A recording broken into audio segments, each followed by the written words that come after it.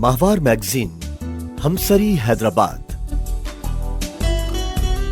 शुमारो February 2021 है। Editorial, जमहूरियत कीमती आहे।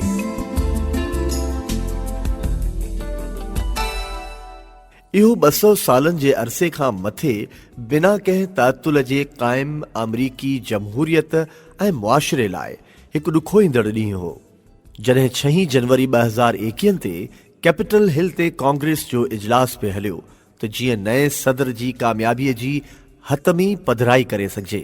तॾहिं डोनाल्ड ट्रंप जे हामिन कैपिटल हिल ते हमलो करे ॾिनो, जिन खे ख़ुदि सदर ट्वीट करे भड़कायो हो। हुजूम एतिरो त मुश्तइल हो जो कांग्रेस जे मेंबरनि खे हमले आवरनि खां लिकी जान बचाइणी पई। इन जे विगोड़ में 5 माण्हू मरी विया। सूरतहाल खे ज़ाब्ते में अचण में कुछ कलाक लॻा, पर कुछ वाक़िया तारीख़ बणिजी वञनि था।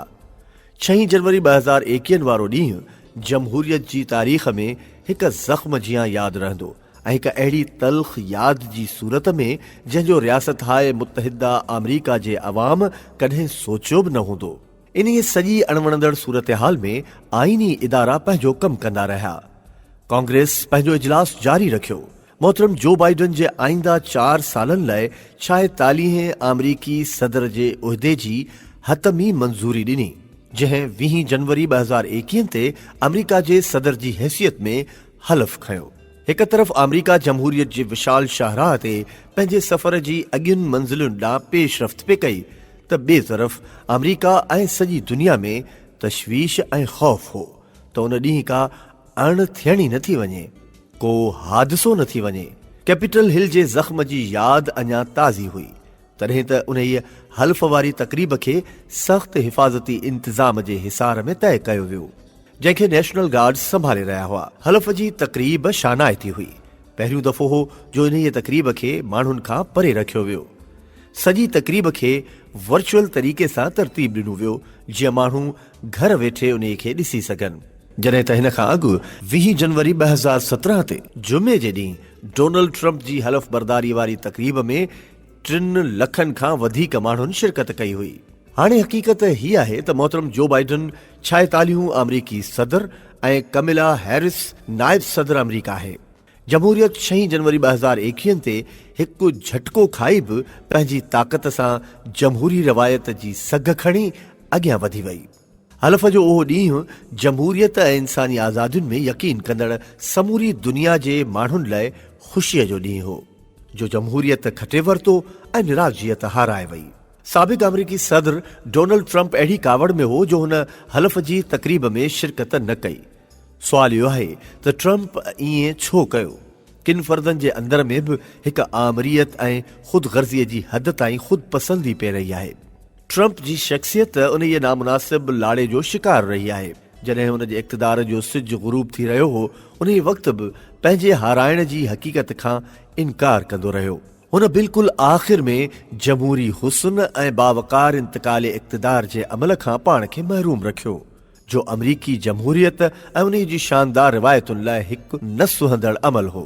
ट्रंप जे इक़्तिदार जी इब्तिदा, असांजो मतिलबु आहे 2017 जूं चूंडूं, जिन जे नतीजे डोनाल्ड ट्रंप 45 अमरीकी सदर बणियो, तॾहिं बि इहो हिकु तख़रीबी अमल जे ज़रिए थियो। हुन पोस्ट ट्रुथ जे आधार ते नफ़रत ते ॿधल बयानीअ जे ज़ोर ते इक़्तिदार हासिल कयो। 21 सदीअ जे ॿिए ॾहाके में इहो सिर्फ़ अमरीका में न थी रहियो हो, पर कुझु ॿियनि मुल्कनि में इन सां मिलंदड़ अमल जे नतीजे में अहिड़ी ख़ुदपसंद ऐं पंहिंजो ज़ाती सच रखंदड़ क़यादतूं उभरी आयूं। ट्रंप जी शख़्सियत ऐं सोच निराली हुई। हुन रंग, नस्ल ऐं अक़ीदे जे हथियार खे इस्तेमालु कयो ऐं अहम ॻाल्हि इहा आहे त हू अमरीकी अवाम खे रंग, नस्ल, अक़ीदे जे बुनियाद ते विरहाइण में कामयाबु रहियो। अमरीका जे जमहूरी आज़ादी पसंद महबूब अवाम खे नफ़रत जे बयानीअ ते क़ाइल करण में कामयाबु रहियो त रंग, नस्ल जा तफ़ावत ठीकु आहिनि, इंसानी बराबरीअ जी का माना न आहे। अॼु 2021 में बि अमरीकी मुआशिरो रंग, नस्ल ऐं अक़ीदे जे फ़र्क़ में विरहायल आहे। हुन 2020-21 में अमरीकी सदारती इंतिखाब जे अमल में 232 इलेक्टोरेट वोट हासिल कया, पर ईअं तादेर न रहियो, छो जो नफ़ीअ जूं ताक़तूं कमज़ोर थियनि थियूं। संदसि साम्हूं जो बाइडन 306 इलेक्टोरेट वोट खयां नफ़रत देर पा न रहंदी आहे, जॾहिं त उन जो फैलाव ऐं उभार को घणो वक़्तु न रहंदो आहे ऐं न ई इंसानी ऐं जमहूरी क़दुरनि में इन लाइ का जाइ आहे। नफ़रतुनि ऐं विरासत जी सियासत अमरीका में 3 नवंबर 2020 जी चूंडुनि में शिकस्त खाई वई। ईअं छो थियो ऐं एतिरो जल्दी छो थियो? इन जो सबबु जमहूरियत जी अमरीकी तारीख़ ऐं उन जी तवाना रिवायत आहे। अमरीका दुनिया जो पहिरियों मुल्क आहे जितां जमहूरियत पंहिंजी शुरूआत कई। इहो अहिड़ो मुल्क आहे जिते 200 सालनि खां वधीक अरसे खां जमहूरी निज़ाम कमु करे रहियो आहे। उन जे बुनियाद में हिकु हैरत में विझंदड़ गैर रिवायती फ़ैसिले जी क़ुवत आहे, जा उन्हीअ जी दूर अंदेश क़यादत कई। इहो फ़ैसिलो कंदड़ शख़्स हुआ थॉमस जेफरसन, बेंजामिन फ्रैंकलिन ऐं जॉन एडम्स ऐं पहिरें सदर तौरु जॉर्ज वॉशिंगटन। 1789 में तारीख़ ठही रही हुई, जमहूरियत जो सिज उभरी रहियो हो ऐं जॉर्ज वॉशिंगटन इंसान ऐं समाज जी मालूम तारीख़ जो पहिरियों जमहूरी सदर थियो। सभ खां अहम ॻाल्हि इहा आहे त अमरीकी क़यादत जॾहिं दुनिया में बादशाहतूं हुयूं, बादशाहतुनि खां सवाइ हुक्मरानीअ जो को तसवुर न हो, अहिड़े राजनीतिअ जे माहौल में उहो हुक्मरानीअ जो नओं तरीक़ेकार ऐं नओं निज़ाम हो जंहिं में आम अवाम जी शिरकत बराबरीअ जे बुनियाद ते हुई। इहो पहिरियों भेरो हो जो अवाम जे हक़े हुक्मरानीअ खे मञियो वियो।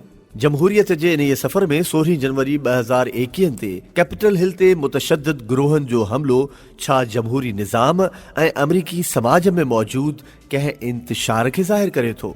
ॾिसण में अचे थो त किथे कुझु ग़लति थी रहियो आहे। सरमाएदारी निज़ाम जी बेमुहाबा ताक़त किथे कमज़ोर माण्हुनि लाइ मसइलात न पैदा कया आहिनि। नतीजे में समाज में कावड़, बेचैनी ऐं इंतिशार मौजूदु आहे जो रंग, नस्ल ऐं अक़ीदे जे ज़रिए पाण खे ज़ाहिर करे रहियो आहे, जीअं 6 जनवरी 2021 ते कैपिटल हिल ते हमले जी सूरत में ज़ाहिर थियो। जीअं असां अॻु बि लिखियो आहे त इहो जमहूरियत जे वजूद ते कंहिं ज़ख़्म वांगुरु आहे।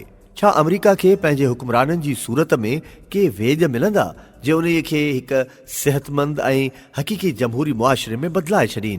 कुझु त आहे जो नओं सदर पंहिंजी पहिरीं तक़रीर ऐं बयान में इतिहाद जी ॻाल्हि करे रहियो आहे ऐं नए सिर सिखण जी ॻाल्हि करे रहियो आहे।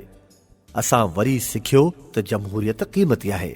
उन इतिहाद जी ॻाल्हि कई त असां मुतहिद रहियासीं त असीं नाकाम न थींदासीं। मथियनि बयाननि मां साबित थिए थो त रियासत-ए मुतहिदा अमरीका अंदरूनी इंतिशार खे मुंहुं ॾेई रही आहे।